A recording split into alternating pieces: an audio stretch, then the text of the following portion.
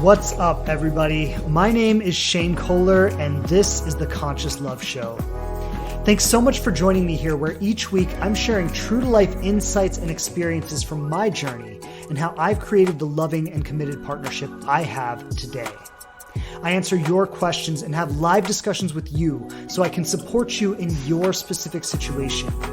And I bring in experts and people who know their stuff so we can all learn from their perspectives. Thanks again for checking out the show. Please subscribe on whatever platform you listen to podcasts on the most. And I would love it so much if you leave a review and tell people what you think of us.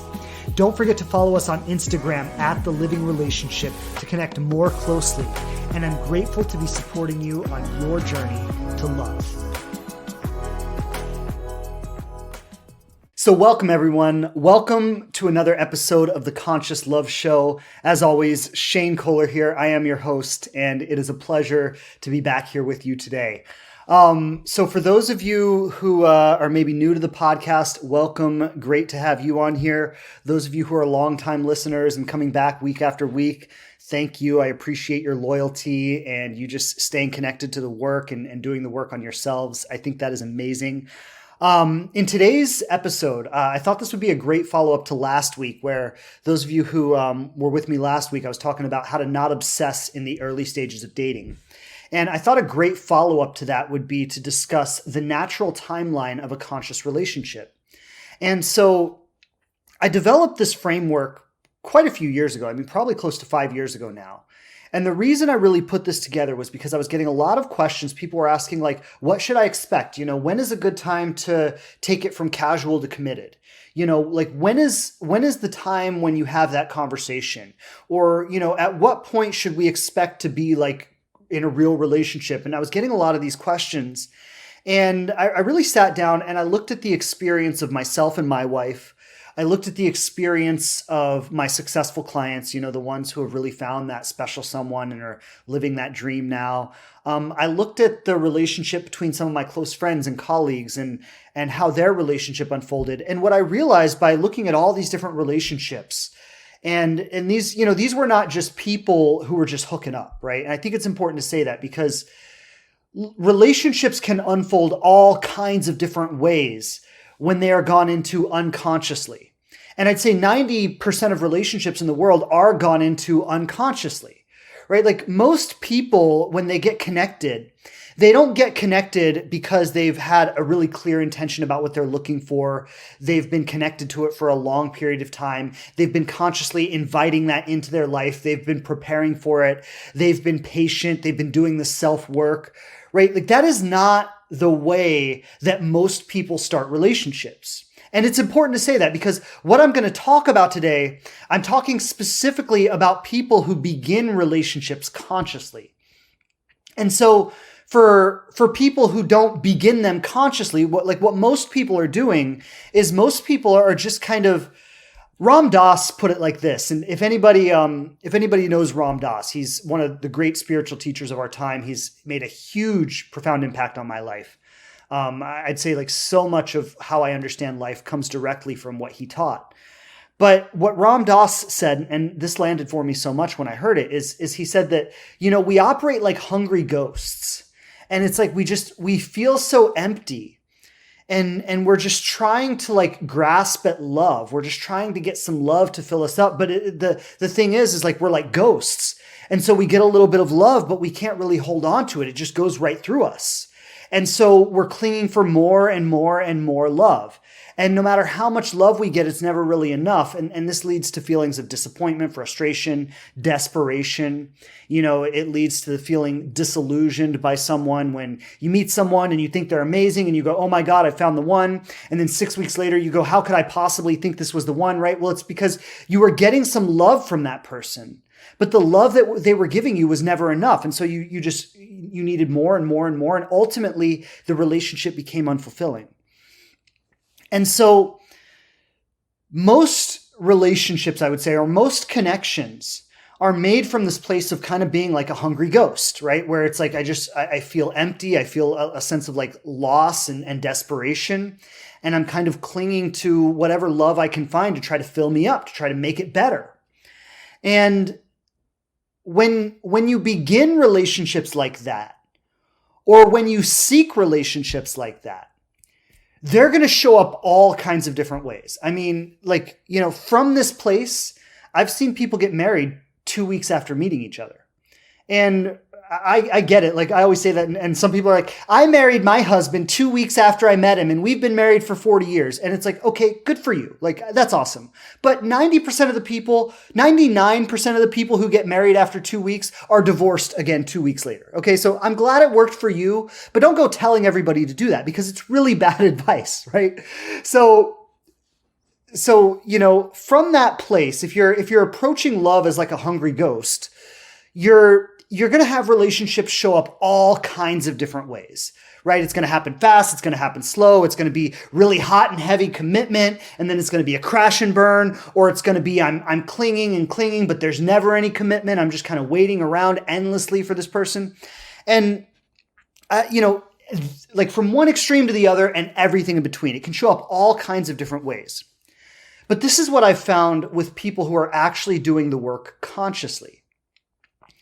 Is that when someone is doing the work consciously, and what do I mean by consciously? I mean, they know what they're looking for, right? They have a clear intention. And I don't just mean, 6 foot tall, blonde hair, blue eyes, 6-pack abs, drives a nice car, has a good job. Like, I'm not talking about that, okay?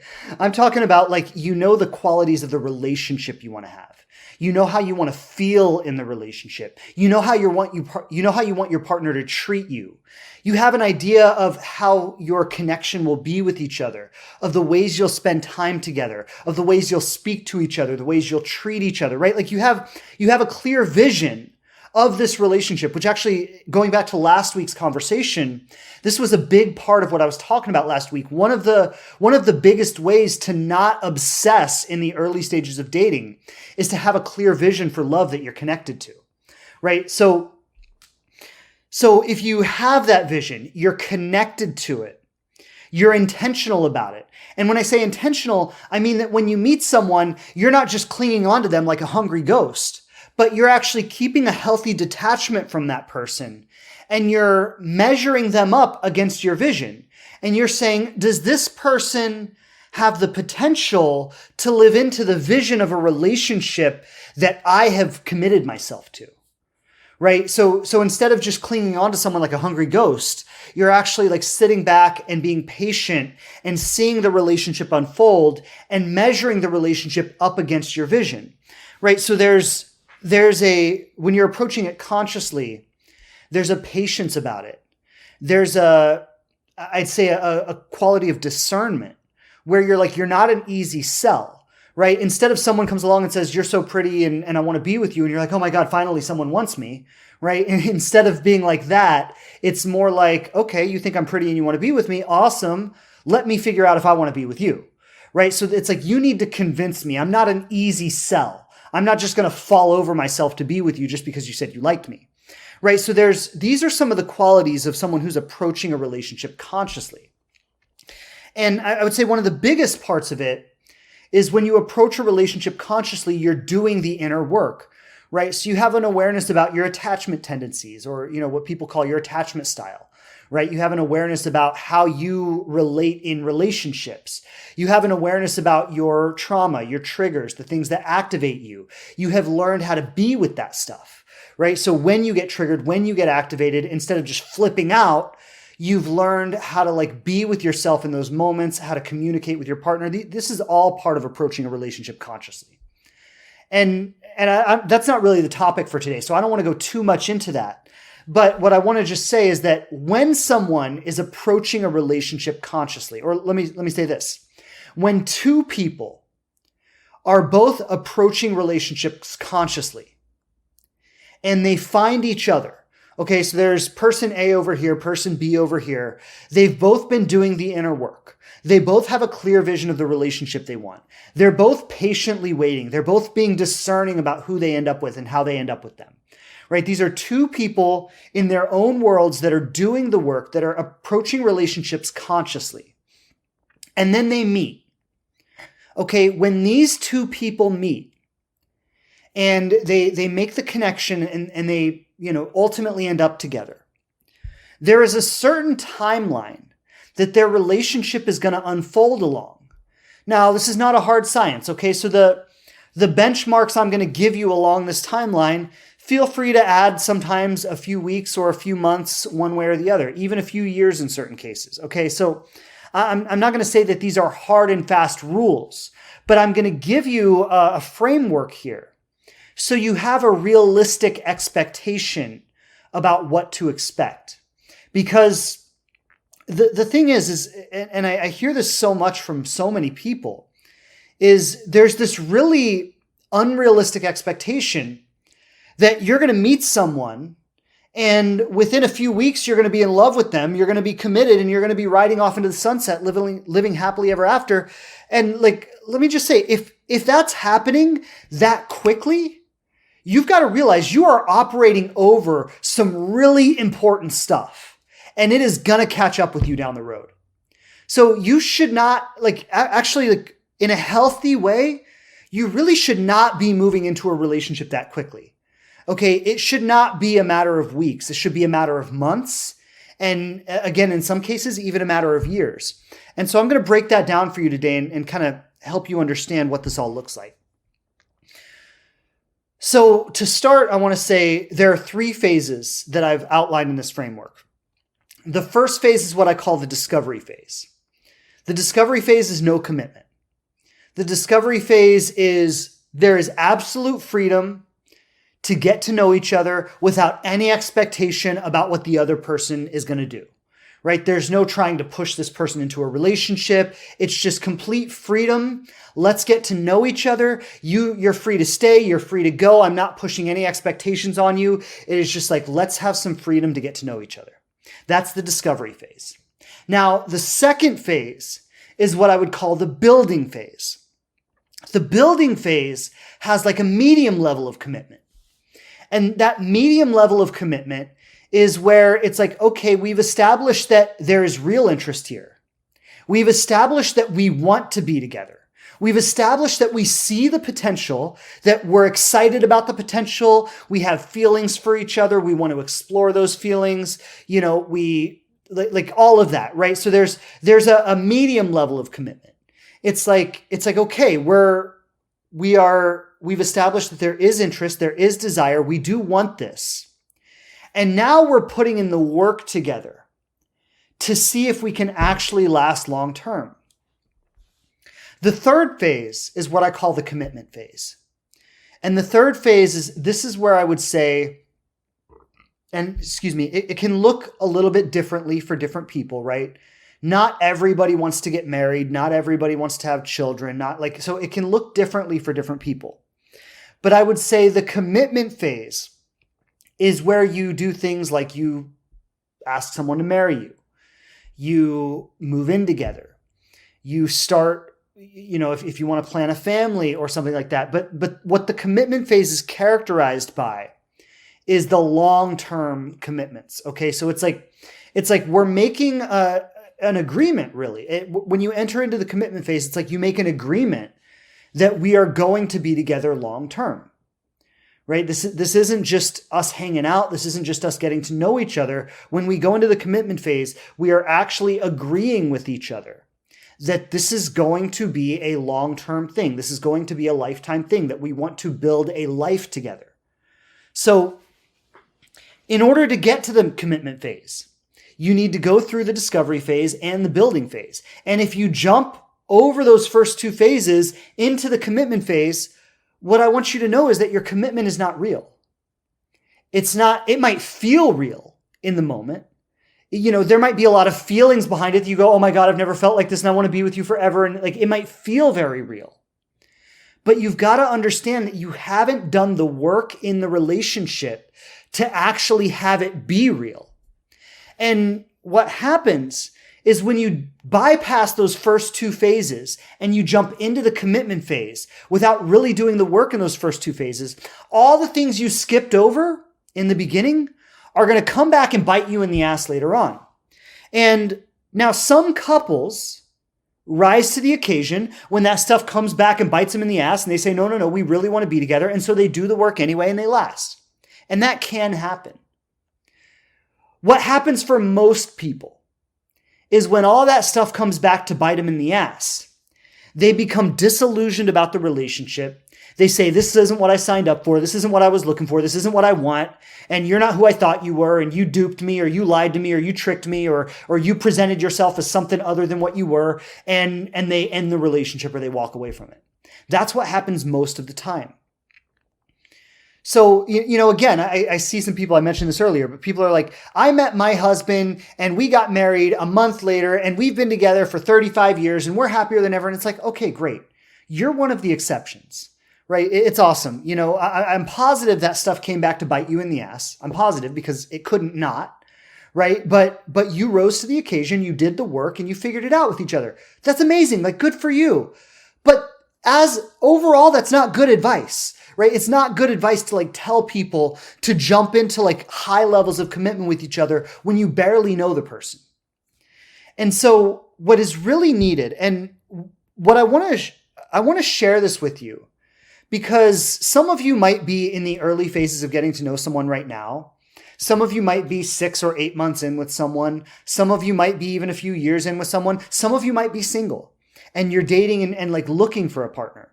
But wherever you are, I want you to be able to accurately assess where you are in the stages and be able to consciously accept where you are so that you can work with where you are rather than feeling like you need to be somewhere else or wishing that you were somewhere else or trying to push to be somewhere else.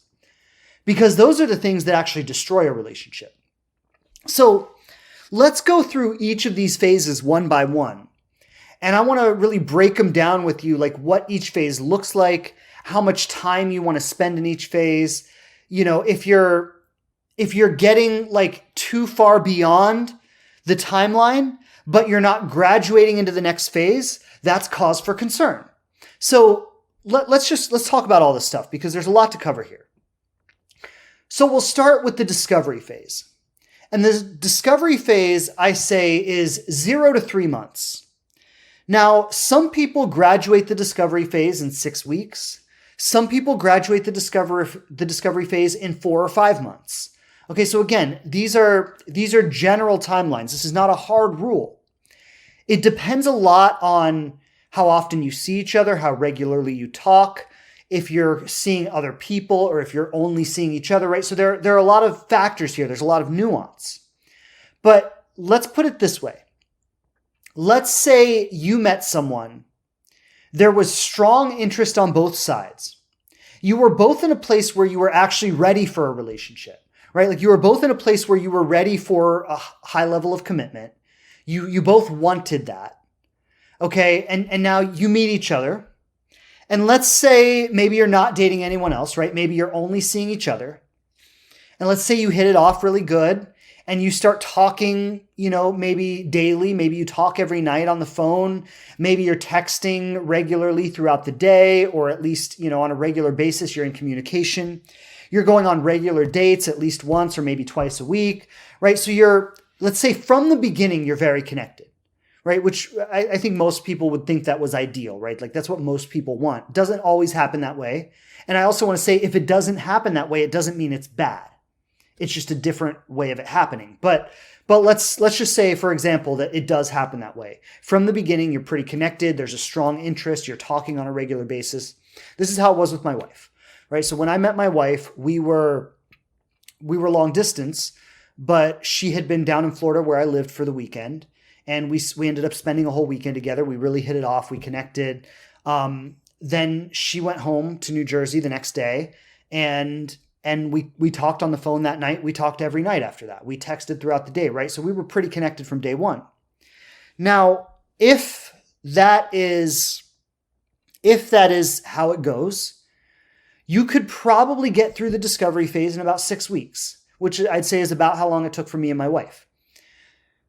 If you're less connected than that, right? Let's say you're talking on an irregular basis. Maybe you check in a couple times a week. Maybe you go on 1 date a week or 1 date every other week, right? Maybe you're actively seeing other people. And as you get to know each other, the other people kind of fall away and you grow more and more into a relationship with each other, right? This is another way it could look.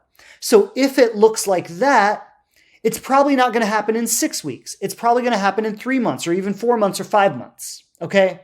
So it's not, again, this is not a hard timeline, but I want you to start to feel into that it's not going to be like you meet someone and you're suddenly in a relationship with them.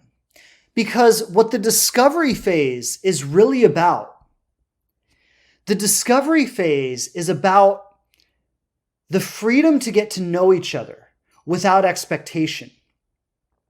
One of the biggest ways that you sabotage relationships is by meeting someone and wanting to be in a relationship with them right away, before giving them the opportunity to get to know you and decide for themselves if they want to be in the relationship.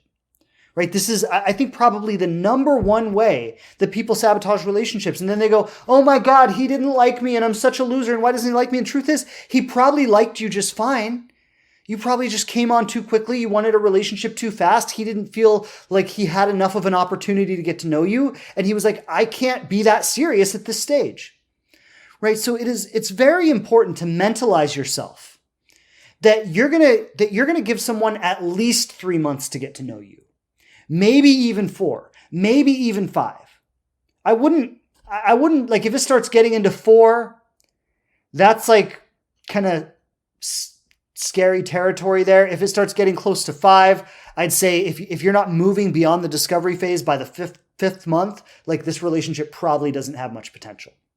But again, these are general guidelines. So the discovery phase is about the freedom to get to know each other without expectation. It's like, listen, I'm not pushing anything on you. You're not pushing anything on me. I'm not expecting you to want to be with me.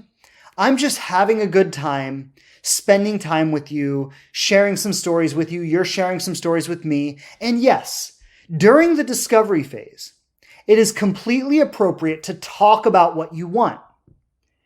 So please understand me here. I'm not saying that during the discovery phase, don't even mention a relationship, pretend like you're totally cool with something casual. I'm not saying that. It is totally, totally okay to say to someone, I am looking for something long-term. It's totally okay to let someone know the reason I'm talking to you is because I want a long-term relationship, and I'm spending time with you right now to see if we have any potential for that. Like, it is okay to communicate those things to someone. I'm not telling you to pretend that you want something you don't want. I'm not telling you to be inauthentic. I'm not telling you to play games. I'm not telling you to do anything weird or crazy like that. It's totally okay to talk about what you want. The difference is you're communicating about what you want, but you're not expecting that person to be the person. Right? So you might say, I'm totally looking for a relationship. I'm looking for my life partner. I'm looking for my husband. I'm looking for my soulmate. I'm looking for a long-term commitment. Like, I ultimately want to have that dream, that family, that home, that white picket fence, whatever that is for you, right? Your vision may be different, and that's okay if it's different. But whatever your vision is, you're telling that person what your vision is. And you're also making it clear that you are by no means expecting them to be the answer to that vision. I'm not expecting you to be this for me, but I do want you to know, if this goes beyond a few months, if we're together, beyond the next few months, and we keep moving forward beyond that point, like, this is where I'm expecting it to go. But we have this period of a few months to spend some time together, to share some stories, to share some laughs, to share some experiences, to have some fun. And at the end of that, we can both have the absolute freedom to say, listen, this has been great. I'm not feeling what I'm looking for here. And you want to authentically give the person that freedom to make that choice. And you also want to give yourself the freedom to make that choice. Meaning, during the discovery phase, not only are you letting them know it's totally okay for them to leave, but you're also reserving your own right to leave. And I don't just mean with them, like, by the way, I'm going to leave if I want to. I don't mean it like that. I mean within your own heart, within your own mind, right? You're not getting too attached during the discovery phase. You are keeping yourself in a place during the discovery phase where you could let go if you need to, where you could release this relationship if you need to, right? It is so important that you don't become over attached or like, it's so important that you don't start future tripping and just, imagining your whole life together when you've only been seeing each other for a few dates or a few weeks, right? So that's the discovery phase. Now, there are a few criteria that I would say graduate you from the discovery phase. And basically, the discovery phase ends when these few criteria are established. So what are they?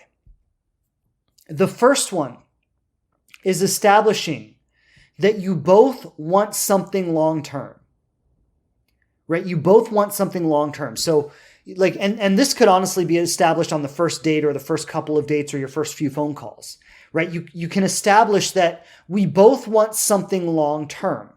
We're not casually dating. We're not just hooking up. We're not just fooling around. We're not just seeing where it goes, right? We both do want a real long-term relationship ultimately. Again, I'm not saying that I'm expecting you to be the answer for that. We're just communicating that, hey, we're both on the same page that ultimately in the long run, we would like to find our long-term special someone, soulmate, whatever you want to call that. Okay. That's the first criteria. The second criteria in the discovery phase is that you communicate the authentic, how do I want to say this? It's like, it's not that I'm expecting you to be that person, but it's that we both agree that we see that potential with each other. Okay, so number one is just in general, we want something long-term. Number two is we both authentically see the possibility that you could be that long-term person. That's the second criteria. The third criteria is that we make the decision to try to build that together.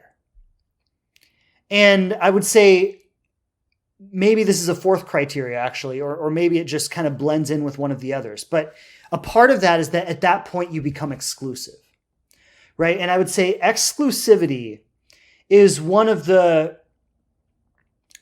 signs, one of the clearest signs that you are ready to move on beyond the discovery phase. Now, there's some nuance here, and I think this is important because just being exclusive doesn't mean that you've graduated the discovery phase if those other criteria have not been established. Because what I see a lot of people doing is they become exclusive, but they become exclusive with no real intention to build something with each other. And this is a big trap actually, because I see a lot of people who sincerely want a long-term relationship and they find someone who is willing to be exclusive with them. And the person is like, and I'll be honest, like, I'm not particularly proud of this, but I have been this person in the past. And I did it because, like, honestly, I didn't know any better. Like, it was just, I hadn't learned these things. I hadn't matured enough. And so, like, I remember in certain situations, like some of my past relationships, like, there would be someone that I would be dating. And we would be, getting to know each other and we'd be spending some time together. And it got to a certain point where it's like, okay, we've been seeing each other regularly for a few months now. I don't have any long-term intention with this person, but it's gotten to a point where, like, okay, if we've been together and we're going to continue being together and we're not going to call it off at this point, like it just makes sense that we be exclusive. It just makes sense that we have a kind of relationship, even though in my heart, I never sincerely saw long-term potential with that person.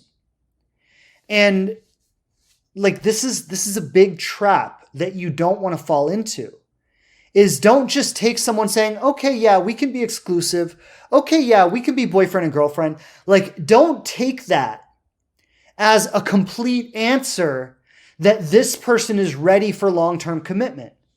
They might just be comfortable with the casual thing you have going and they're not ready to break it off yet. Right? I want to make sure everybody gets that. So if you get that, just tap that hard a few times. I want to make sure everyone gets that, because all these criteria are necessary. Okay. So you have to establish that you both want long-term commitment. You have to establish that you both see that long-term potential with each other. And then you have to establish that you want to sincerely work on that together. And a part of that decision is like, okay, we're going to work on that together. We're going to be exclusive. We're going to be boyfriend and girlfriend. We're going to make this commitment, right? It needs to be all three of those criteria. Now, once you've established all three of those criteria, now you have exited the discovery phase and you're into the building phase. Now, like I said, with myself and my wife, I would say we entered the building phase probably about 6 weeks in. It was very easy to establish those three criteria for us, but it's just because we were both in the right place. We both wanted it. We weren't wasting any time. And we were just like, yeah, like let's see what we have here. Let's explore this. So then you enter the building phase. And the building phase is a period of, I want to say it can be a period of great uncertainty. And this is one of the biggest misconceptions, is because I think people feel like, there's a general recognition in, I think, our collective consciousness. Like there's a general recognition that there needs to be some kind of discovery phase, right? Like even though people try to rush it and they try to lock it down as fast as they can, like there is a general recognition that I can't just expect commitment right out of the gate. I need to give this person an opportunity to get to know me. But I think the biggest misconception that people have about dating and getting into a committed relationship is that they think as soon as you exit the discovery phase, you are in the commitment phase. And I would say, like, honestly, and some of you aren't going to like hearing this, the commitment phase comes about a year later. So between the time you exit the discovery phase and you enter the commitment phase, there's this whole period of time that I call the building phase, where you're actually like, you don't know where the relationship is going. You're figuring out where the relationship is going. This is a period of time that requires a lot of work from both of you because you're actually building the foundation for your relationship. My wife, she meets with this astrologer. He's amazing. I don't know if I should say his name. I won't say his name, but he lives in New York City. He's on the National Astrology Council. He's the real deal. He's amazing. We actually both meet with him, but she meets with him more often than I do. But I remember when we first started dating, she met with him to kind of look at the astrology of our relationship and see, what is it all about and, what potential does it have and that kind of stuff. And he said something to her that she shared with me, and I think it really resonated with both of us, is he said, you can't really make a decision about a relationship until you've been through all 4 seasons together. Until that point, like you don't really know what you're dealing with. You need to see someone in all different times of the year. And it's not just about different times of the year, but it's about spending that amount of time together, seeing them not only in different seasons in the world, but different seasons in their life, seeing how they deal with different things, seeing how the two of you deal with different things together, seeing how you confront challenges and work through them, coming to the brink of breaking up, of calling it off, and then actually fighting for the relationship and coming back together. Like these are all very important aspects of building a conscious relationship. And I think one of the biggest things that causes relationships to fail is that they think they've gone from the discovery phase to the commitment phase. And then challenges start coming up and they go like, oh my God, this relationship isn't what I thought it was. And they're like, I can't do this. And they call it off. And like, you've really got to recognize that this is when you're doing the work to build the foundation for your long-term commitment. My wife and I, during the discovery phase, during the building phase, and I've shared this many times, is that we almost broke up like 10, 15 times. Because we were working stuff out, right? And we weren't just like sugarcoating everything like, oh, it's all good, it's all wonderful. Like we were dealing with the reality of our situation. and we were long distance, and there was a lot of challenge in our first few years. And we were, finding ways to be together and dealing with the discomfort and dealing with differences in lifestyle, like dealing with the fact that she went to bed at 10 a.m. and I stayed up till 1 a.m. And she's going, oh my God, if we live together one day, like, how are we ever going to live in the same house? And like, these were the real life things that we were dealing with. And the fact that we loved each other, the fact that we cared about each other, the fact that we wanted this relationship, that didn't magically solve all these real life issues. We just dealt with the fact that I was, did I say 10 a.m.? I meant 10 p.m. That's funny. Thank you for correcting me, love. My wife is on here. Everybody say hello to my wife. She's chiming in and supporting us in the conversation. Thank you for catching that. What was I going to say? The fact that we loved and cared for each other and wanted this relationship, it didn't magically solve all of our problems. Right? It didn't magically just make it all better. Like, we still had these issues that we had to work through. We were struggling. It seems like a small thing, but it's not, right? Because we were struggling over the fact that I would snore when we would sleep together. And then she's like, I got to get up for work at 5:30 in the morning. And I got to get up for work at 5:30 in the morning and you're snoring all night and I can't sleep. Like, I don't know if I can do this for my whole life. Right. So these were like just real life concerns. And, obviously we worked through them. Obviously we found solutions. Obviously we're still together, but these were the things we were dealing with. And these were the things that we had to work through to figure out how to be together. Now I'm giving you some more, what do I want to say? Like external examples, right? Like snoring, like different sleep schedules, like different lifestyle things. I'm giving you some more external examples, but there were also internal things going on. Like, I don't know if I can trust this. I don't, my history tells me that I can't trust relationships. My history tells me that I can't be vulnerable. I've built up all these defenses where I don't want to let you in on certain levels. And there were all this other stuff kind of going on that we also had to work through. And so all of this was part of us building the foundation for us to have the kind of relationship that we had today. Now, a lot of couples fall apart over these issues. Like, I can't tell you how many couples I've seen broken up because of the snoring thing. It sounds like it's not a big deal until you're living it. And I've seen a lot of couples break up over that. And, my wife, she got earplugs and I put like a thing on my nose and we're like trying different things to try to make it work. Right. And eventually somehow it evened out. But some people don't make it past that kind of stuff.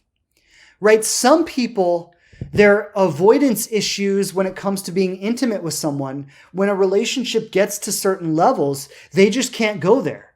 They just close off the intimacy and they're like, I won't go any deeper. So these are all the things that you confront during the discovery phase, during the building phase.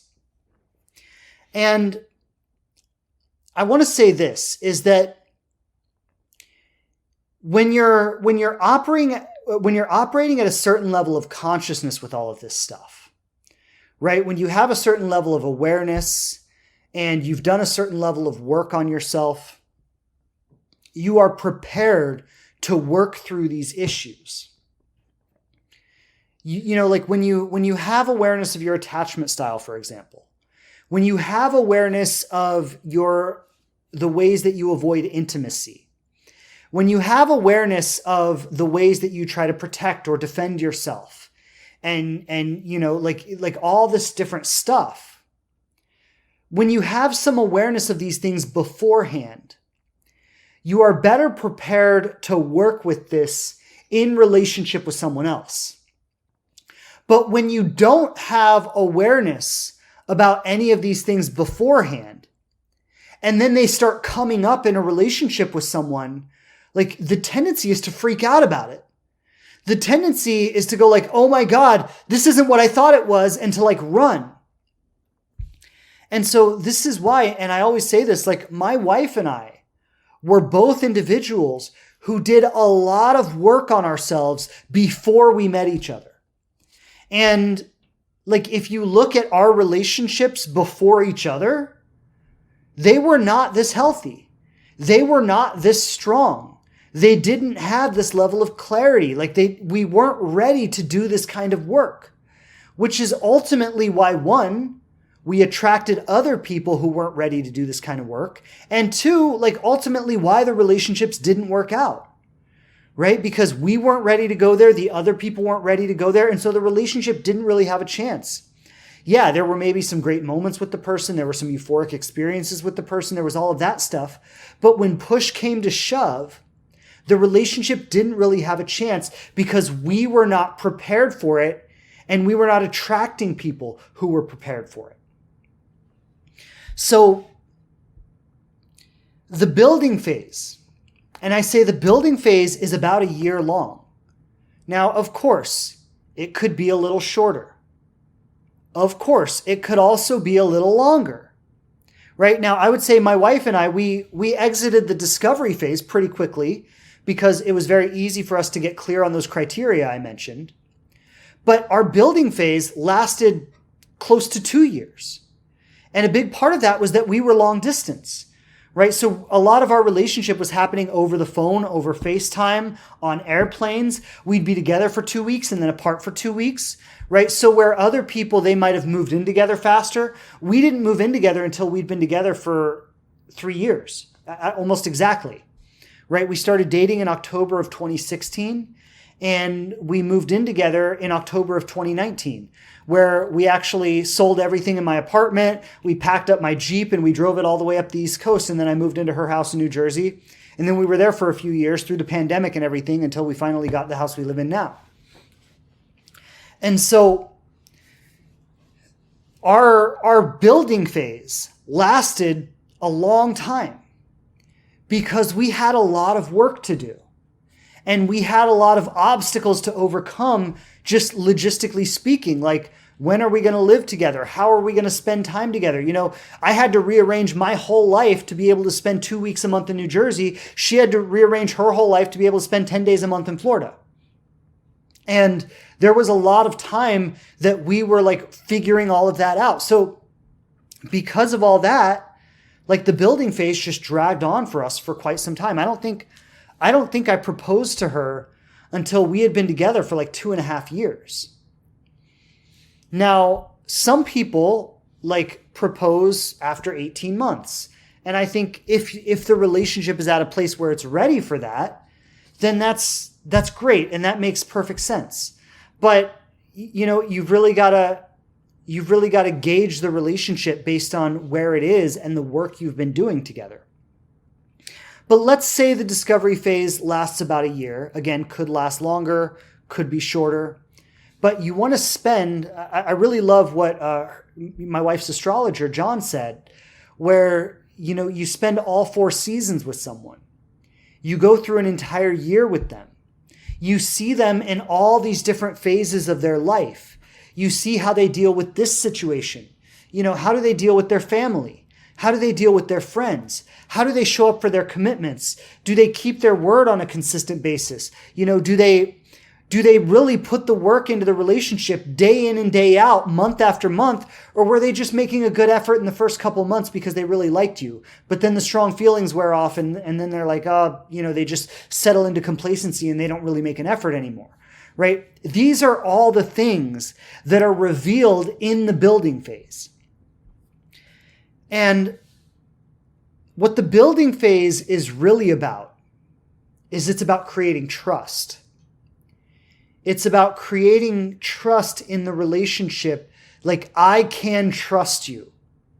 I know you have my back. I know that you are, I'm going to say worthy of my effort, of my time, of my attention, of my investment in this relationship, of my making accommodations for you. You know, like there are things that my wife and I don't particularly love about each other or the things each other do or the way each other live. Like there are certain things that, you know, would not be our ideal. But what we found in our relationship is that our relationship is so good, and there is so much good in our relationship, and there is so much trust, and we have such a strong foundation, and there's so much love and commitment to each other that we can easily forgive those things. We can easily kind of let those things be, right? So that's all part of what happens in the building phase, is like letting those things come up and working through those things. So all of that being said, after you spend a significant amount of time with someone, these are things that you can't just figure out in the first few weeks or the first few months, right? These are things that get revealed as you get to see someone in all the different domains of their life.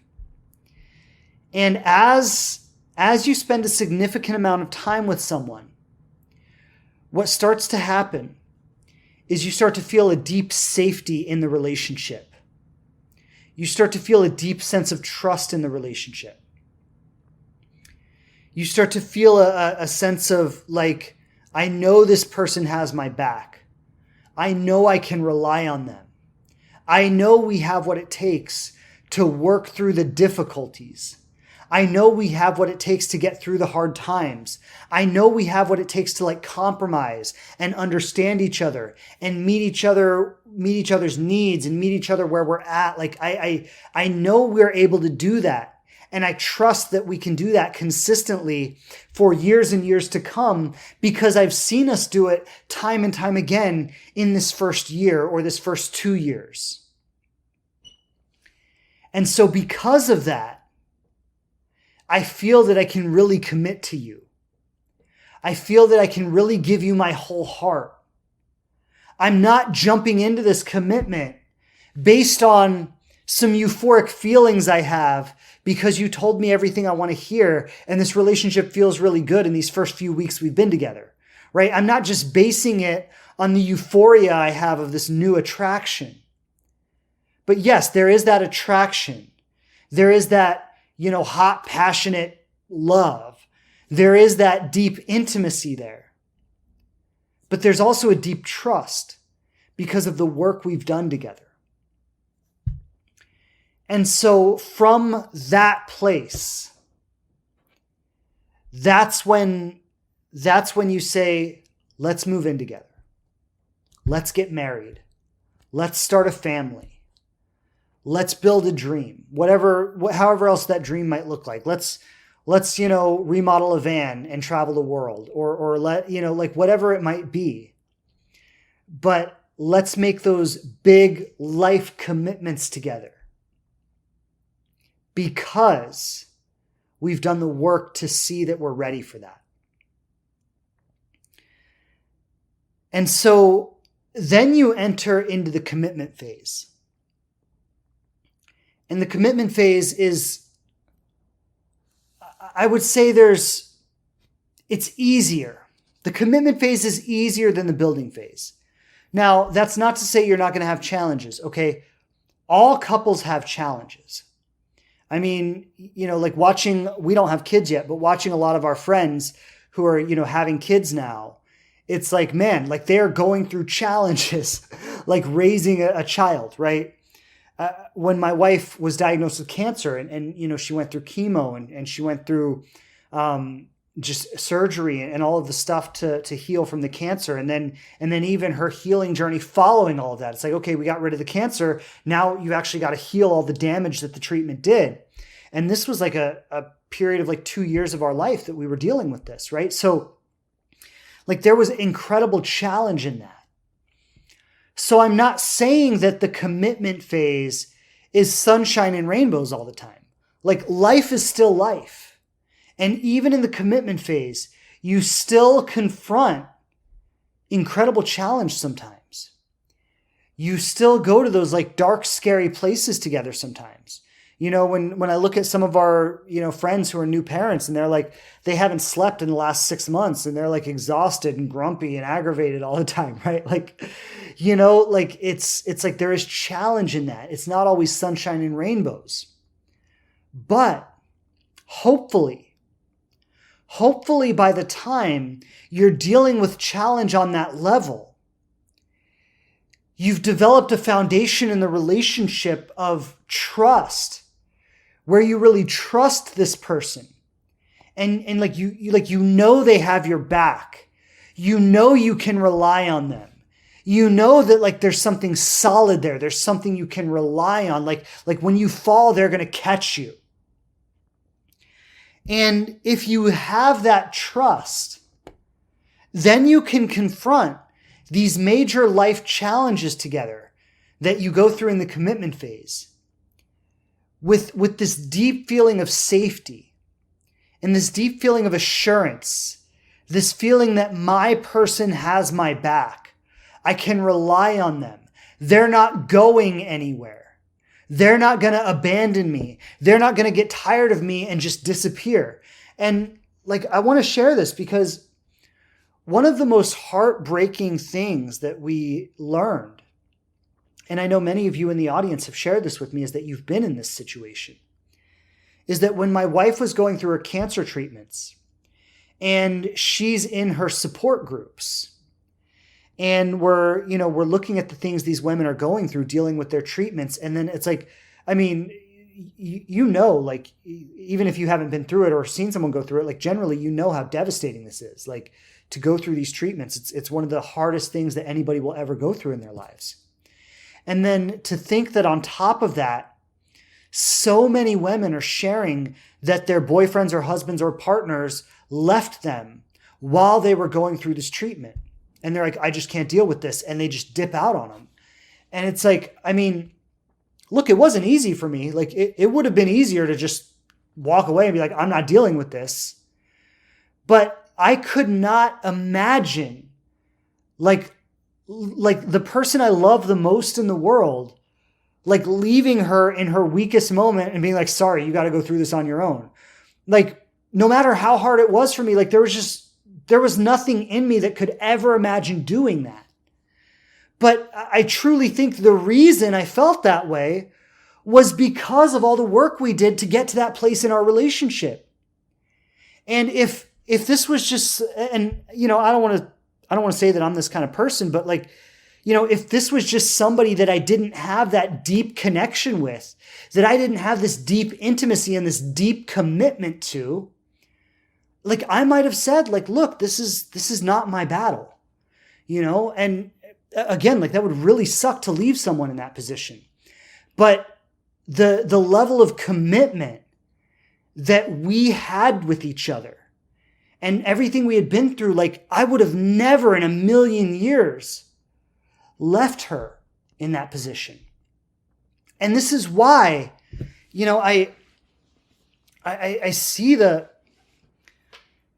I see why it's so important to not enter a commitment with someone lightly. Because as I said in the beginning of this, when you go into commitment with someone lightly, if you skip over all the work you need to do in between, it's going to come back to bite you in the ass. And like how many men, and again, like this is horrible behavior. And at this point, like it's not even about your commitment to the other person. It's the commitment to your children, right? But like how many men walk out on their children, walk out on their family? They're like, this is just too hard. I can't deal with it. Like so many, I lead courses and groups with people all the time. And so many of the women in my groups grew up without a father. Like lots and lots and lots of them, like probably the majority of them. And the reason is because he was never really committed. He got someone pregnant, but he was never really committed. And like, if you allow someone to like, I want to be careful about what I say here because I don't want to,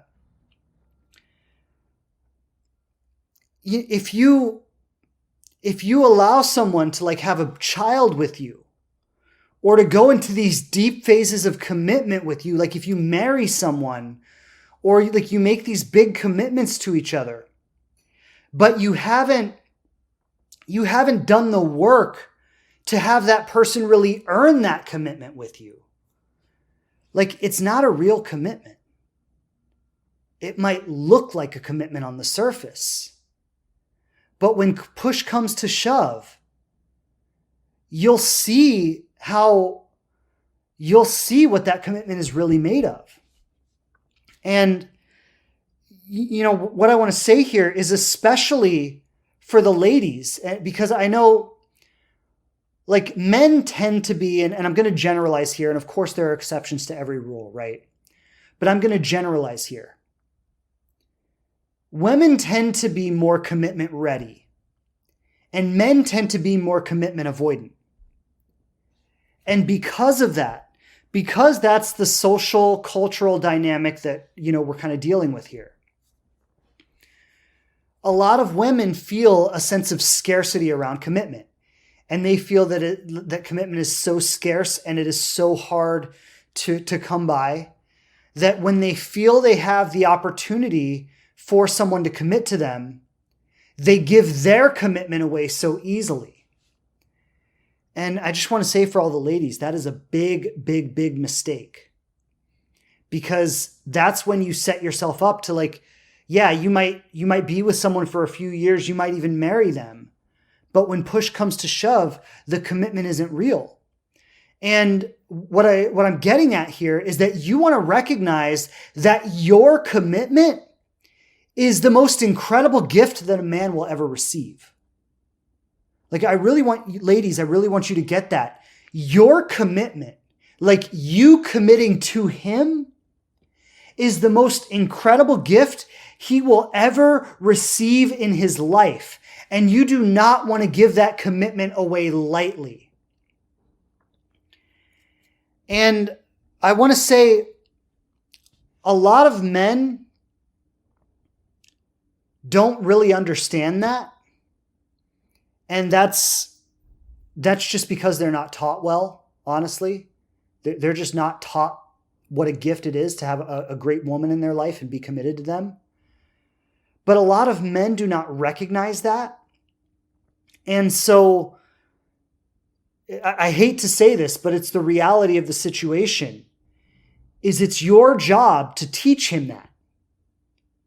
It's your job to let him know what a gift that commitment is.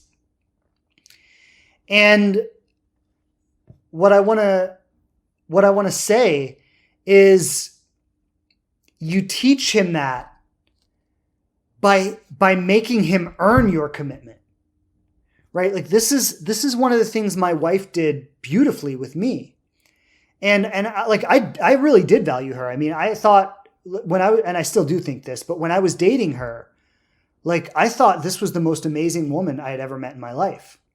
And I thought like, man, like if this woman, like if I could marry a woman like this, like that's exactly what I'm looking for. And so like I did value her commitment, but even still, she did not give it away easily. Like every step of the way, and she didn't play hard to get. So I don't want to misconstrue this here. My wife was very open-hearted. She was very authentic. She was very communicative. She was very much like, I like you. I like our relationship. I like the way you are with me. I like the way you treat me. I want this. She wasn't like playing hard to get and making me chase her all over town. If she had done that, I would have lost interest because I didn't play that kind of game. But what she did do was she made it very clear, like, yes, I like you. I like our relationship. I like the way you treat me. I like what we have here. I am very interested. I really want to see where this goes.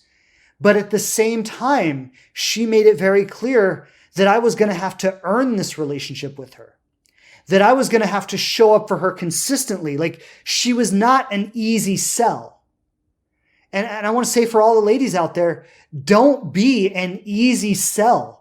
Don't give your commitment away so easily. Require a man to earn that commitment from you. Because by requiring him to earn that commitment from you, when you get to a place where you really do commit to him, where you really do give him your full heart, you know that his commitment is real. And, I acknowledge my wife for this because when she got to a place in her life where she had to go through her cancer treatment, she had a partner in her life that was truly, truly committed to her. And the reason she had that was because of how she set up our relationship. Right? She required me to earn that commitment from her. She was not an easy sell. And that gave me the opportunity to prove my worthiness to her.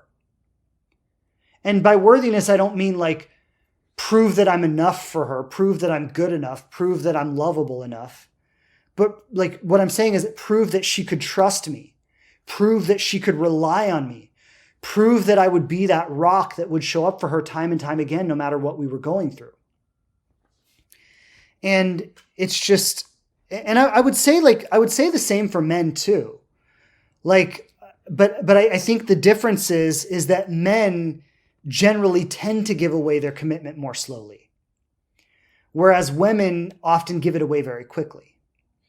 And I think both partners, when you're entering into a conscious relationship, both partners are kind of holding their commitment as like this sacred gift that it's like, I'm not just going to give it away to anyone. You know, I'm going to make sure that you are the kind of person that I really, really, truly want to spend my life with.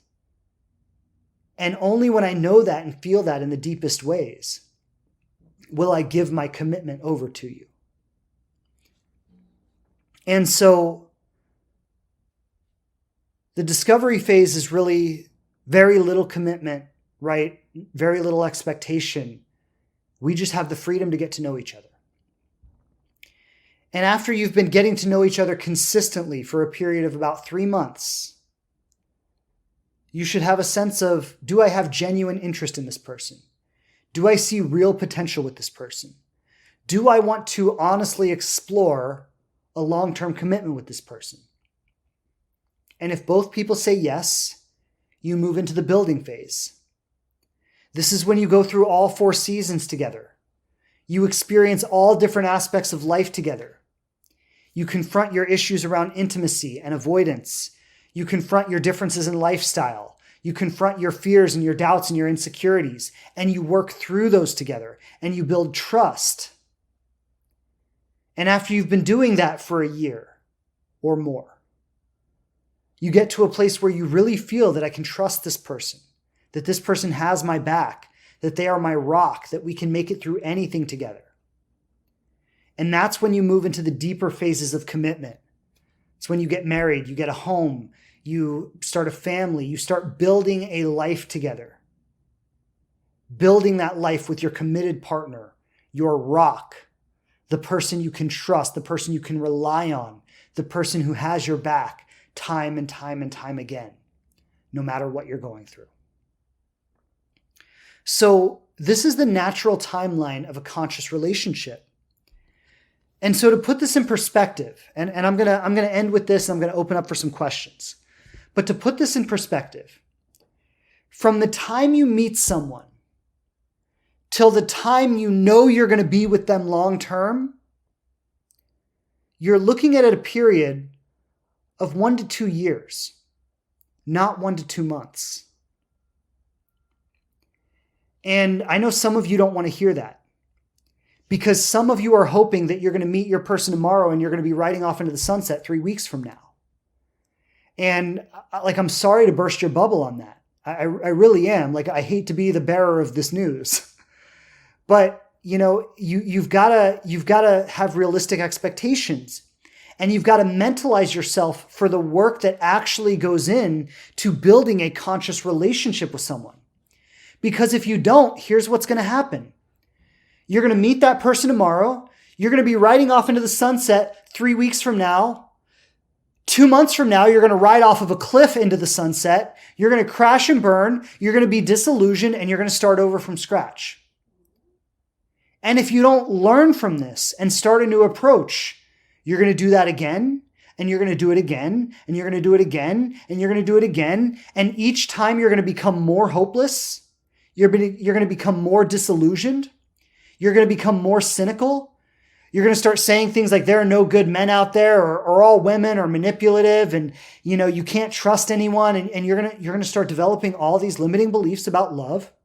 Your protections are going to become strong, right? So all of this kind of relational dysfunction is a result of you not being conscious of what really goes into building a conscious relationship with someone, of you not being present to that and having that realistic expectation.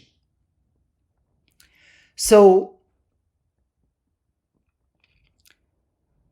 the last thing I want to say on this, because I know I hear it in the way people speak about it, is that people think commitment is a very black and white thing.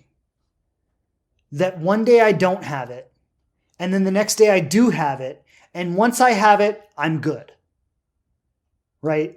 That's kind of the way we think about it. And we're all trying to just get it, right? So it's like, I just got to do whatever I got to do to get commitment. Once I have it, I'll be good.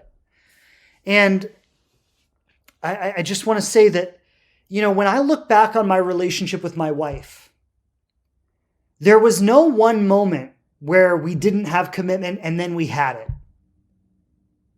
There was no one day to the next we were not in a relationship and then we were. Our relationship has been a continuous unfolding and deepening from the moment we met. And there was no moment when it's like we weren't and then we were. Right? There was a moment when we had a conversation about we're not going to see other people. Right? And that was when we started sleeping together regularly, and we were like, okay, we're not going to see other people because we're being physical together and we're doing it on a regular basis, and we're going to keep this, what we're sharing, sacred between us. So there was that conversation. But that conversation didn't fundamentally change our relationship. It was just a deepening of the relationship that we already had. We had a conversation about, are we going to be boyfriend, girlfriend, right? But that conversation wasn't, we didn't have it and then we did. It was just a deepening of what we already had. There was a conversation about we're going to get married. But again, that was just an extension of what we were already building. And the reason I'm sharing this is because I want you to get out of the mentality that you're going to go from uncertainty to certainty. That you're going to go from one day we're not together to the next day we are, and now we're good. Look, our relationship was uncertain for really a solid year. We didn't know if we were going to be together. And I would say today in our relationship, we have a very, very strong certainty. We have a very, very strong trust that we're going to be together. I don't think there's anything in either of us that wonders if the person is going to leave or not. We feel very safe and very secure in this relationship. But that is not something that happened from one day to the next. That is something that happened as a gradual unfolding over time and us continuing to build on it.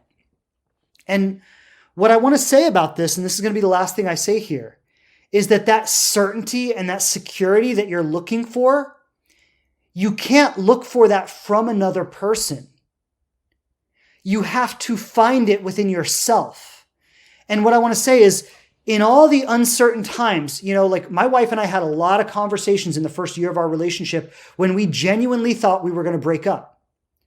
There were times when we verbally did break up. And then we ended up talking the next day and saying, okay, maybe we were a little rash. Maybe we don't want to do this. And, we came back together, right? But there were times when we actually did break up. And what led us to the safety and security we have in our relationship today was both of us being secure enough within ourselves through all of those challenges, through all of those times when we thought we were going to break up.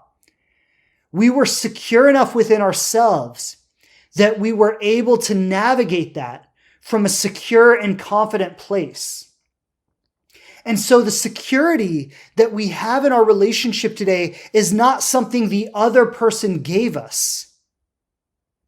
It's something that showed up as a reflection of our own internal security being brought to this relationship time and time and time and time again, through every challenge, through long distance, through not seeing each other, through wanting to break up, through getting back together, through confronting difficult conversations, through going through all this stuff together, through going through cancer together, right? It was a building of us bringing our internal security to each of these situations that eventually over time became reflected in a rock solid relationship.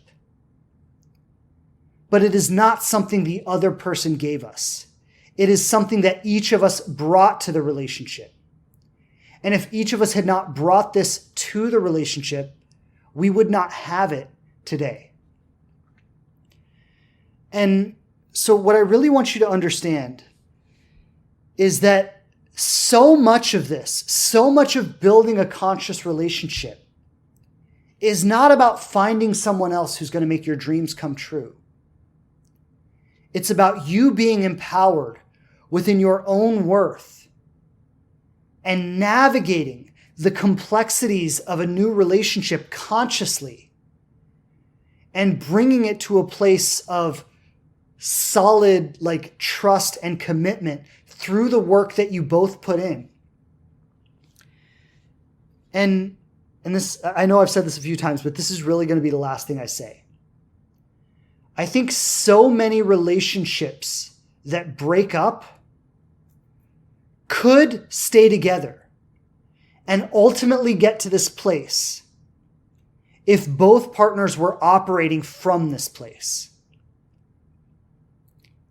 And I think what happens a lot of times is our fears and our insecurities and our need to lock it down and our unwillingness to live in the gray area and explore that gray area consciously is what destroys a relationship, is what prevents it from getting into these deepest levels of commitment.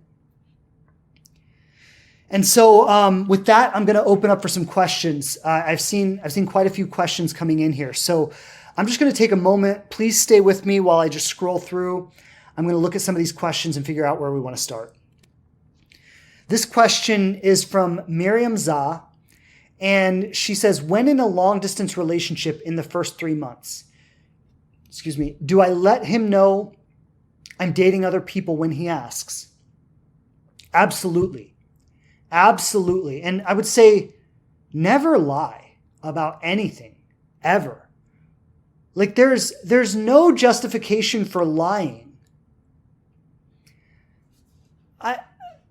I mean, if with everything we've been talking about here, right? This whole conversation I've been talking about is about building a foundation for trust, building a foundation for that person to be your rock solid partner. Building a foundation for you to be able to rely on that person no matter what. And if you start by lying, I mean, you're screwing yourself in the relationship from the start. So never lie about anything. Now, this is what I would say is if you are dating other people, then he might. Let me think about this for a second. If you're dating other people, then you would need to figure out what it would take for you to not want to date other people, right? So, and I would actually have that conversation with him. But also, you would need to ask yourself, do you really want to have this conversation with him? Right? So, and the conversation I'm going to say is this, right? I am dating other people, but I would ultimately like to get to a place where I'm just dating you. And this is what I would want to feel or see in this relationship in order for me to feel like I'm ready for that. So that's the conversation I would have with him. Is yes, I am dating other people. And, if you and I got to a certain place, I would be willing to stop dating other people. So I wouldn't just be like, yeah, I'm dating other people and, good luck with that, right? Because then he's probably just going to lose interest, right? He's probably just going to be like, okay, we're long distance. She's dating other people. She's probably just going to go with one of the people who are close. And, so if you're dating someone long distance, but also dating other people, my question would be, why are you keeping this long distance person around? Is it because you genuinely feel that there is some real potential there? And if so, if you genuinely feel that, then why are you keeping these other people around? Is it because you also genuinely feel there's real potential with them? Or is it because the long distance thing feels uncertain and you want to keep a backup in case it doesn't work out? Right? So because a lot of times when someone is dating, let me put it this way. There are really two kinds of dating other people. The first kind is I don't really have a strong interest in anyone. And I'm just dating around because I haven't really met anyone I really like yet. Right? And that is totally, totally normal, totally okay. I would say that is actually advisable, right? If you haven't met anyone that you have a really strong connection with, then date as many people as you can. But when you meet someone that you feel you have a really strong connection with, and there is a sincere interest and you're only thinking about that person, you're not really even thinking about the other people. You're just keeping the other people on as like a backup. Well, if this doesn't work out, I at least want to have a backup. That is what I would say is more of a blockage to love than something that's really serving you. So my question for you would be, are all three of these people just people you're talking to and you're not really... I said three people. I guess I made up in my mind that there were two people in person and one person long distance, but I totally made that up. That's not what you said. But let's just say, for example, there's one person long distance and two people that are, within your vicinity. Are all three of these people just people that you don't really have that strong of an interest in and you're just getting to know them because you haven't really found a strong connection with someone yet? Or are you really strongly interested in one of them? One of them is occupying your thoughts. One of them is occupying your attention. And you're just keeping the others around as a backup. If it's the first one, then I would say date these people until one of them starts to become a stronger interest. Or if none of them become a stronger interest within a reasonable amount of time, just let them go because you're wasting both of your time. If one of them is a stronger interest and the other two are just backups, well, then let the backups go and authentically explore that stronger interest.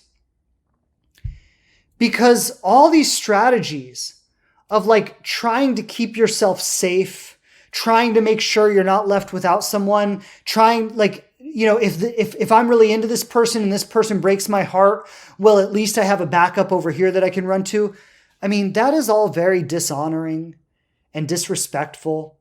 And contextually, it's not the environment that creates authentic connection. It's not the environment that creates authentic love.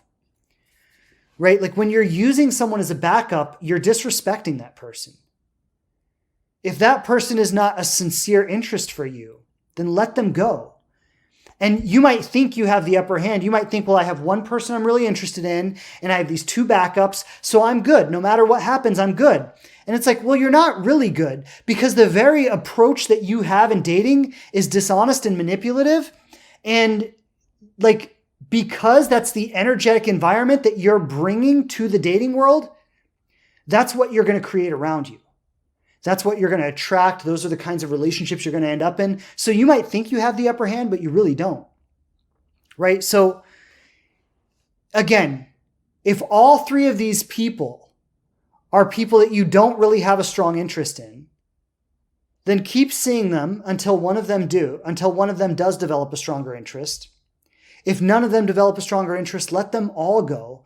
Like, get in the habit of getting to know someone, finding out if you're sincerely interested in them, and if not, letting them go. Like, I'll have clients come to me sometimes and they'll have conversations going with like 10 different guys that they've been talking to on dating apps. None of these relationships are going anywhere, and they're just wasting time because they don't want to feel like they have nothing going on. And I'm like, oh my God, you would be so much better to have nothing going on and be spending all your time engaged in things that are actually meaningful to you than you are wasting all your time engaging in these conversations that are going nowhere. And like, the reason we don't do that is because we're so afraid. We're so afraid to be left without. We're so afraid to not have anybody to talk to. We're so afraid to not have any romantic interest in our life. I was paused due to poor connection. I'm back now. We're so afraid to not have anything going on, to have that lack of engagement or interest in our life. And like, I just want to tell you, like, you've got to outgrow that fear.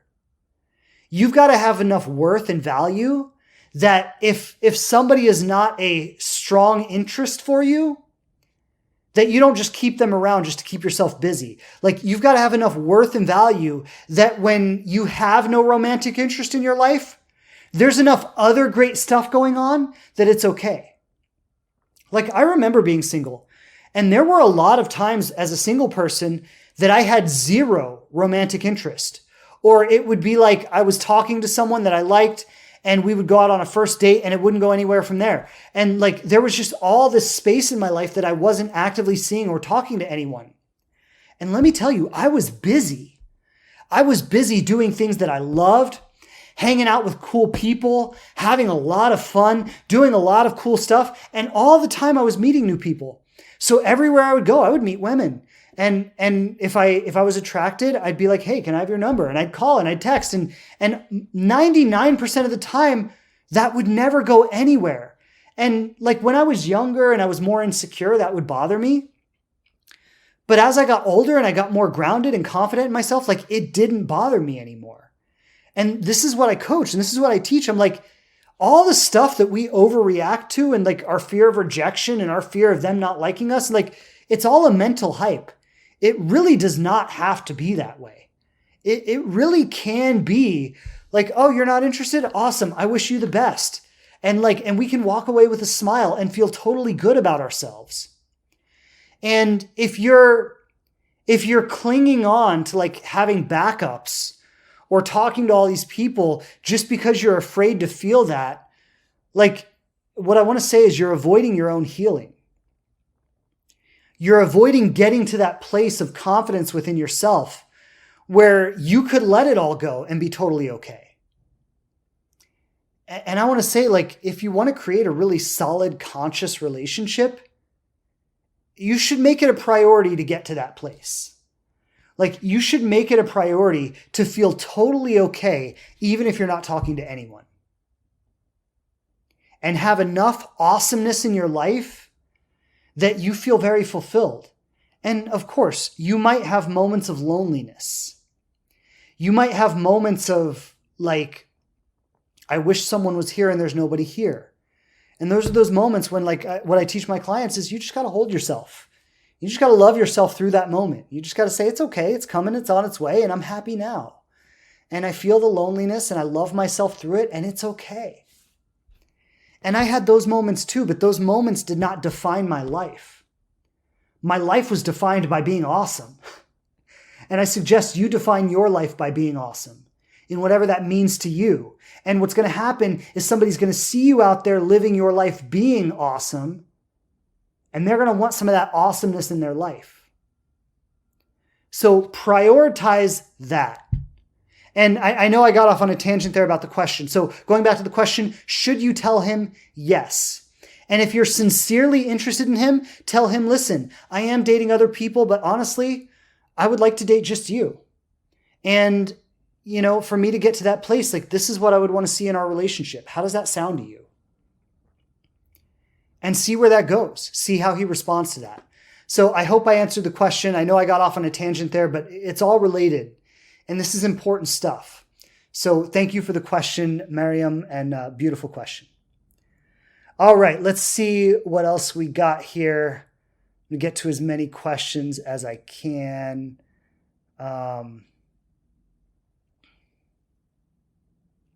Okay, here's another good question from Belazima. And Belazima, I know you're always on here with me, and it's always great to see you, so thanks for coming back every week. Belazima says, can a real relationship work if you haven't healed your core wounds? Well, this is what I'll say, is there's a certain degree of healing that you can do on your own, and there's a certain degree of healing that you can only do in relationship with other people. And I'll say this too, like there's a certain degree of healing that I did on my own, right? Like reading books, meditating, doing breath work, going to conferences and seminars and working with coaches and like just really diving into personal development. Like there's a certain degree of healing that I did on my own without any help from anyone else other than like teachers and authors and mentors and things like that. Then there's a certain degree of healing I did while dating. And this is like learning to be okay with rejection, learning to be okay with that person not calling or texting on a regular basis, right? I've often shared the story of when I was in an open relationship with this girl and how, we would share this amazing weekend together. And it would be like my dream, like, oh my God, everything I ever wanted in a relationship, I experienced it this weekend. And then she would disappear for a month and we wouldn't talk. And she would be seeing other men and living her life and doing whatever she was. And this was the agreement we had, right? Was we had this open relationship where we could share these experiences together, but these experiences didn't imply a longer, more long-term connection, right? We were just having this open relationship. And this was something we both agreed to. And that was a huge growth for me, right? In learning to be able to have these experiences and then let them go without attachment, right? I'm not saying you need to go be in an open relationship. You can do that without being in an open relationship, but you need to be able to learn to date somebody, to share some intimacy with them. I'm not necessarily talking about sexual intimacy, although that could be a part of it, but you need to get comfortable, having connection with another human being, feeling the kinds of things you want to feel in a relationship with someone, and then being able to release that without attachment. My wife and I have an agreement in our relationship to this day. And the agreement is that if this relationship is not making you happy or fulfilling you, then you need to go. That's an agreement we've had from the beginning, from day one, and we've carried it all throughout. And it takes a very secure person to be able to say that to your partner. But my wife and I are both very secure people. And of course, if either of us actually got to that place, it would be devastating. I mean, we would be crushed. If my wife came to me today and she said, listen, this relationship is just not making me happy. I'm not fulfilled in it. I do not want this anymore. I would be devastated by that. And I would grieve the relationship. I would go through a very intense grieving process. I would shed a lot of tears. I would spend a lot of time in therapy. I'd probably do a lot of plant medicine and all this stuff, right? But I would be okay. And I am 100% confident in myself that I would be okay, that I would grieve it, and that my life would go on. And you need to have that. You really need to have that. You need to have that confidence in yourself. If you feel that if your partner left, you just couldn't, you couldn't go on, you're in big trouble because your partner could leave. And not even because they don't like the relationship. I mean, I was talking to someone yesterday and they were telling me about how this guy was on his honeymoon with his wife in Italy, and his wife stepped off the curb and got hit by a bus. And I mean, this is horrible, right? But this is the world we live in. These things happen. And you need to have that strength within yourself. Like that is important. So going back to what I was saying is there's a certain degree of healing you can do on your own without anyone else. Then there's a certain degree of healing that you do in relationship with other people, maybe while you're dating, maybe spending time with someone, maybe, going on several dates with someone and becoming emotionally involved with them, and then they ghost you, right? And you go, oh my God, I can't stand getting ghosted. Well, let me tell you, there's some really valuable experience in that, because that person who ghosted you, what they're teaching you is this. They're teaching you that you don't need me. They're teaching you that you can be okay without me, that it is okay to feel something and then feel a loss of that thing, and that you are still okay. And that person who ghosted you, and yeah, maybe they're a jerk, maybe they're an asshole, maybe they're inconsiderate, maybe they're a narcissist, but you know what? They're teaching you some valuable lessons. And it's important that rather than resisting those lessons and going, oh my God, what an asshole, I can't believe he would do that, right? Instead of doing that, you actually go, oh, let me feel this. Let me heal through this experience. Let me get to know myself better through this experience. Let me find my strength within this experience. Let me bring more of my strength from within myself out into the world as a result of this experience. And that's healing, right? So there's a certain degree of healing that you do going through those kinds of situations. And then maybe you find a committed partner. Like I would say my wife and I, there was a lot of healing that was done in our first year together, right? I remember my wife would often say to me, she's like, this relationship is so healing for me because every time we go to places that I think we can't come back from, every time I think we're going to break up, or every time I think we have differences that are just too extreme and we can never reconcile them, we come together and we work through that.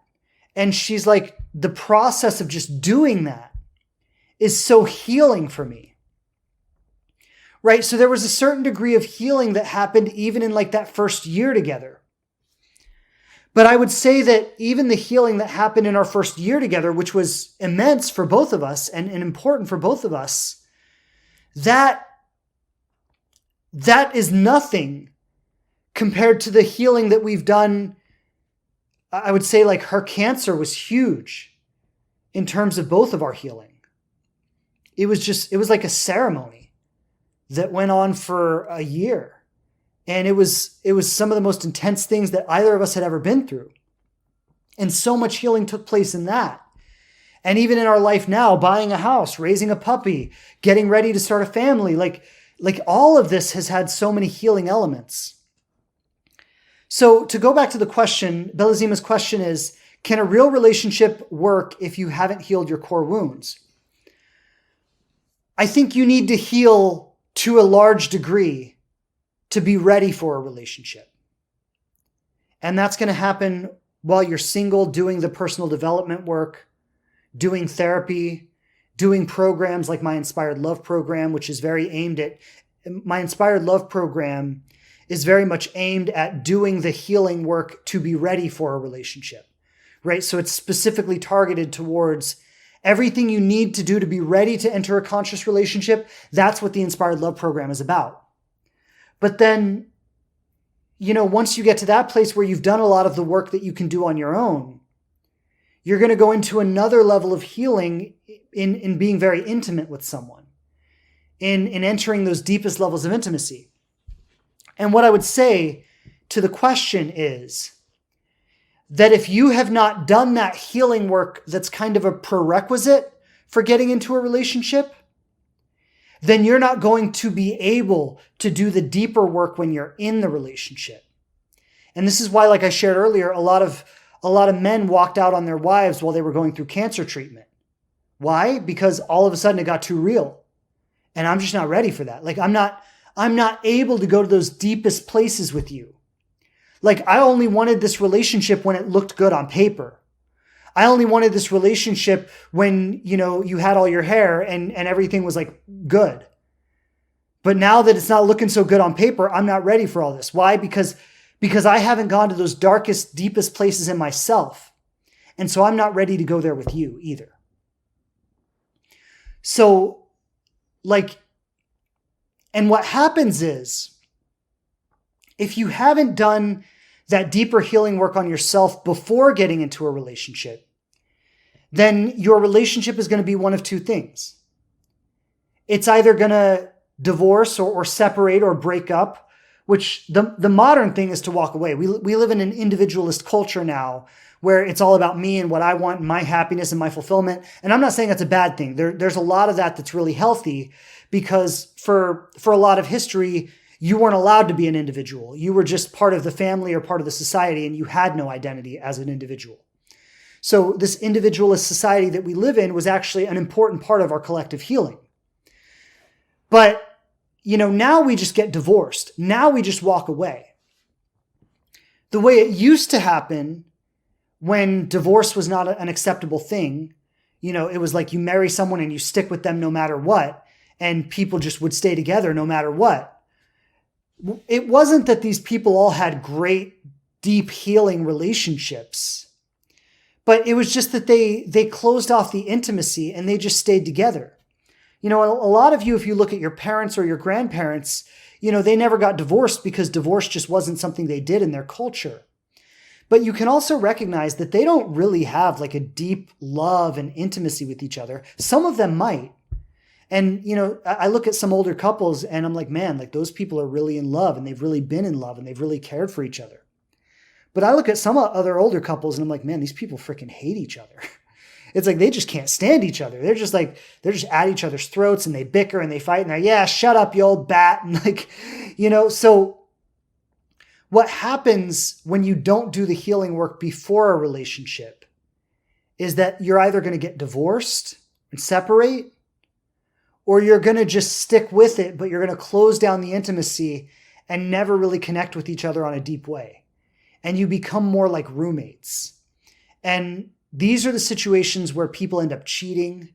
Like these are the situations where people end up, cheating is a big thing that happens. And just, porn addiction and like all the kinds of stuff. Like that's a lot of what happens in relationships where the healing work is not being done. And the intimacy has just closed down, and maybe we stay together for the kids, or we stay together for the family, or we stay together because divorce is too expensive, right? But we don't really have a relationship with each other. We're just kind of roommates coexisting in life together. And so to go back to your question, Belazima, yes, there is a large degree of healing work that you need to do before you get into a relationship. And that will prepare you to do the healing work that the relationship will call you into. And my experience with my wife is that it just keeps getting deeper. Like there's really no bottom. It's like, I think about where we were when I proposed to her. And I thought we were really connected then. I thought we had an amazing relationship back then. But I look at that compared to where we are now, and I'm like, oh my God, we barely knew each other. It's funny to say that, to think like we barely knew each other when I was asking her to marry me. And we've been together for 2 years at that time. But it's true. Like we were, compared to how we know each other now, we barely knew each other. And I imagine 5 years from now, I'll look back at where we are now and go, oh my God, we barely knew each other. Because I think that is what intimacy is. It just gets deeper and deeper and deeper and deeper.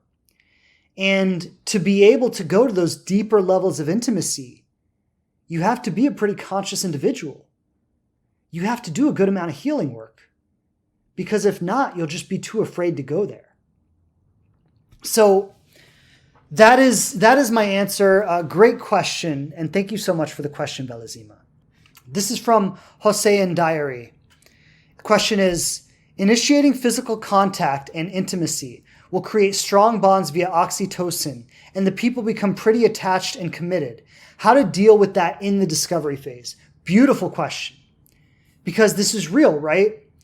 I mean, most of you probably know, and actually it's a little bit, the hormones released during during sexual contact are a little bit different for men and women. And I'm not going to get into all that right now. It's going to take us in a different direction. But let's just say that women in particular are likely to feel very, very close to someone after they sleep with them. Men sometimes, but not always. And the hormonal responses are different for men and women. But let's speak about women, because mostly who we're speaking to today. So there's a tendency after you sleep with someone or you're physically intimate with them, it does release oxytocin, which is a chemical linked to bonding and linked to, trust and deep feelings of intimacy. And it creates the experience that you're very close to someone and you know someone very well when you really don't. And it kind of makes you cling and attach and want more. And that's very normal. And this is, again, like biologically speaking, this is all part of like survival of our species, right? Like we need to feel these things and we need to have these experiences in order to perpetuate our species. So it's normal and it's nothing to feel shame about. It's nothing to like try to act cool about or pretend like it's not happening. But it is something to be aware of and know how to work with it. Now, first thing I would say is that one of the best ways to do this is to take it slowly in terms of physical contact, right? And I'm not one who says like, you need to wait 3 months or you need to like hold out on them. Like, I'm not one to say that. I think it's very natural and very normal when you're entering into a relationship with someone and you feel like it's going to go somewhere to want to be physical with them. And I think, you really, it's okay to go there without waiting too long. But I think waiting something like 6 weeks is a good amount of time. I think waiting even a month is a good amount of time. And it's not about I'm going to wait until I know that this is going to last forever. Obviously, if you've been listening to today's discussion, you're not going to know that it's going to last forever in a month or 6 weeks. But what you can discover in a month or 6 weeks is someone's intentions, right? So like if you're talking and texting on a weekly basis, like I often share that my wife and I think we slept together for the first time after about 3 or 4 weeks. And that's pretty soon, pretty early on. But let me also share this. We were speaking on the phone every single night, often for hours. Okay, so we spent one weekend together. And then she went home for 3 weeks to New Jersey. And I called her every single night for 3 weeks straight. And we talked every single night for hours. And then she came back down to Florida. And it was during that next weekend that we ended up sleeping together for the first time. So it was somewhere between 3 and 4 weeks.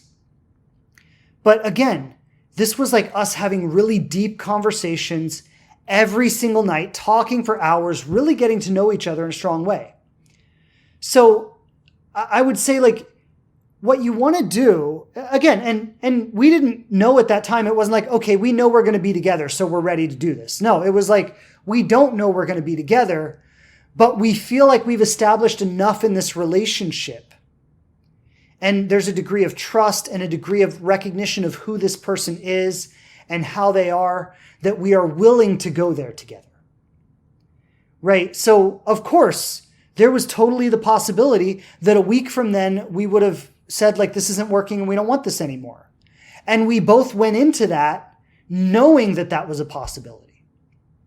So it wasn't like this expectation changed everything. Now that we slept together, it changed everything. It wasn't like that, but it was like we knew each other enough. We knew the quality of the human being that we were with that we felt safe and okay about going there together. So that's the first thing. I would say, like, get to know that person well enough that you feel safe and okay about going there with them. That even if the relationship doesn't go somewhere, you will have still felt okay about sharing that experience with them because you like appreciate and respect the human being that they are. That's the first thing. The second thing is to be aware that when you go there with someone, it is going to activate a lot of feelings. And again, these are, as the question is asking, these are hormonal responses. They're tied to the survival of our species. They're very real. We all experience them. Be aware that that is going to happen, and don't make that mean more than it does. So don't go saying this person is your soulmate just because you're having a hormonal response to having sex with them, right? Like that's foolish to do that. So you want to be aware that that is going to happen. You want to feel all of those responses. You want to not make any strong decisions while you're feeling those responses. And here's the thing about those responses. They come and they go. So one of the best things you can do is, if you sleep with someone, take a few days to yourself afterwards, right? Instead of just, I think what happens to a lot of people is they start sleeping together and they sleep together every single day for months. And then before they know it, they're in a really intense relationship, but they have no foundation for that relationship other than sex, right? It's like literally the only thing they have. And they feel like they're in love and they feel like they have this deep relationship, but really all they have is sex. So if you do choose to sleep with someone, it would be advisable to take a few days to yourself afterwards and let yourself come down from that high and let yourself feel into how you feel about the relationship without those hormones being activated, right? Like that would be a great practice. Feel into yourself, right? Like make a commitment to yourself that I'm not going to give this person all my commitment just because we slept together. Yes, I'm making a conscious choice to go there with this person. I'm choosing to open myself up to intimacy with this person on that level. And I'm not diminishing the value of that, right? I'm not saying, oh, it's just sex, it doesn't mean anything. No, it means a lot. I'm not diminishing that. But I'm saying don't go so far as to say, I'm going to give over all my commitment just because I slept with this person. Right? So take some distance. Take some space to feel yourself without the presence of that person. Get grounded, right? Like these are all parts of being conscious, approaching a relationship consciously, not letting all your feelings direct the relationship for you. Yes, you have your feelings. Yes, your feelings are valid. Yes, they should be felt completely. They should be processed fully. You should be in touch with them and aware of them, but they are not running the show. You are running the show from an intelligent, grounded, and conscious place, right? And this is like in the Inspired Love program, this is one of the biggest things I teach people to do, right? Is to feel all of it, to be deeply in touch with everything that you're feeling. But in the midst of all of that, to stay grounded and connected to your truth. One of the biggest skills you will ever learn in your life. So in the question, I would say, 1, don't go there with someone until you feel that you have enough respect and appreciation for who this human being is, that even if it doesn't go anywhere after that, that you will still value having shared that experience with them, right? Like get to know the person well enough to feel that way before you become sexual with them. And then the second thing is, after you're sexual with them, take some space to yourself to really get grounded in your experience and feel all of it before you start moving forward in the relationship. And I'd say, maybe even like my wife and I did this naturally because we were long distance. So we would spend a weekend together and then we would be apart for a few months, or not a few months, but a few weeks. We were actually really good about spending physical time together, but we would be apart for several weeks at a time. So it was like we would have a weekend together, we would sleep together, we would share lots of intimacy. And then we would be apart. And yes, we would talk and we would connect, but we would need to feel through our experience without that other person being there. So if you're not long distance and that's not happening naturally, you could communicate about that. And you could just say, listen, let's spend a weekend together, but after that, I want to spend a few days by myself, just because I want to feel into my experience. And look, your mind is going to crave that person. Your mind is going to crave that experience. And so there's going to be a tendency to want to just go back to that person.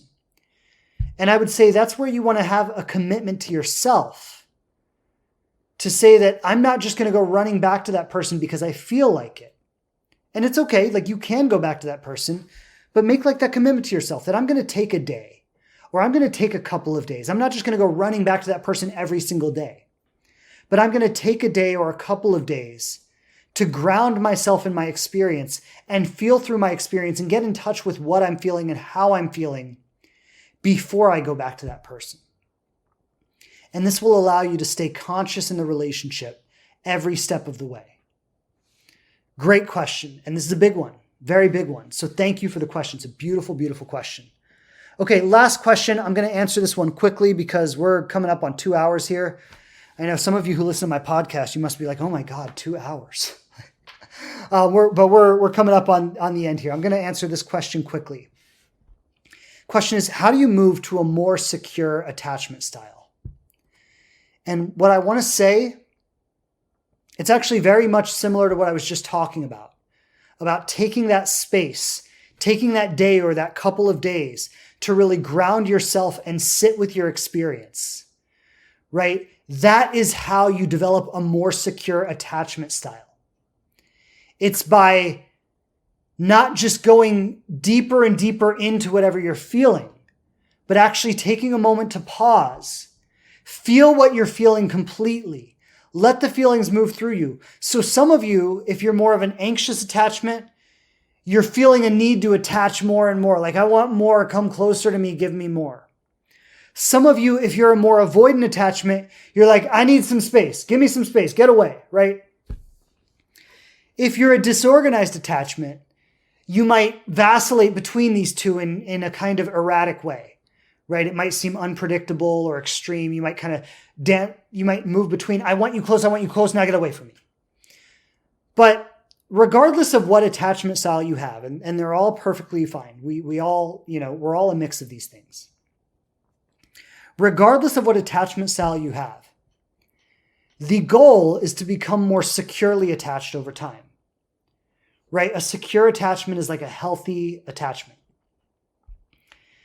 And you do that by sitting with your experience, feeling through it, getting grounded within it, and moving to the other side. So like I was just saying, take a couple of days, right? Instead of going right back to that person, like, give me more, you say, hold on, let me just take a breather. Let me take some space. Let me relax. Let me be with what I'm feeling. I see myself clinging to that person. I feel my desperation. I feel my fear. I see myself wondering, is this going to go anywhere? All the thoughts and all the stuff, right? And rather than just giving into all of that and letting that run you and letting that make your decisions for you, you sit with it, you feel through it, you observe it, and you get grounded within it. And then once you feel a little more grounded, you make your decisions from that secure, grounded place. Okay? That is how you create a more secure attachment style. It's a practice. It's a practice of being aware of what's happening within you. What am I feeling? Where am I feeling it? How am I feeling it? What am I thinking? What are my thoughts telling me to do? And rather than just being in a reaction to all of that, you actually give it space to be there and feel your way through it, get grounded with the experience, move into a secure, grounded place, and then make your decisions from that place moving forward.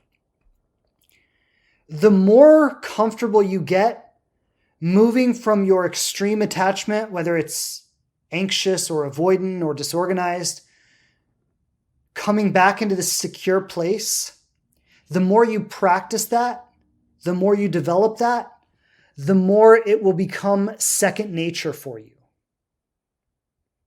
The more it will become second nature, and the more you will naturally go there.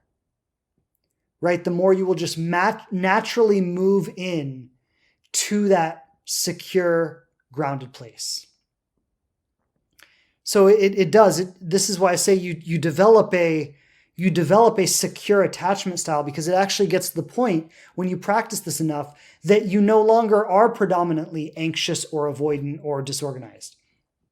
You may have elements of that surface from time to time, but your dominant attachment style does become secure. And it's a practice like anything else. It's not something that you can do just by reading a book or going to a class. It requires you to actually be present to your experience in the moment, whatever might be happening in your life, and get in touch with that and ground yourself within that. All right. Beautiful questions today. Thank you so much. I've seen so many of you dropping questions and just great comments, and I just so much appreciate all of you being with me. So thank you so much for being with me today. Sending you lots of love, best wishes to your life and love in all domains. And I hope you find everything you're looking for and all your dreams come true. So thank you so much for being with me today. This is the Conscious Love Show podcast. You can find it on all major podcast platforms. And last thing I want to say real quick is that I will not be live next week. So I will be on vacation next week.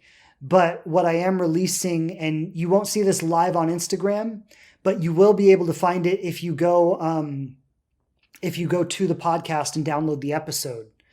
I'm releasing my interview with Ishmael Gomez.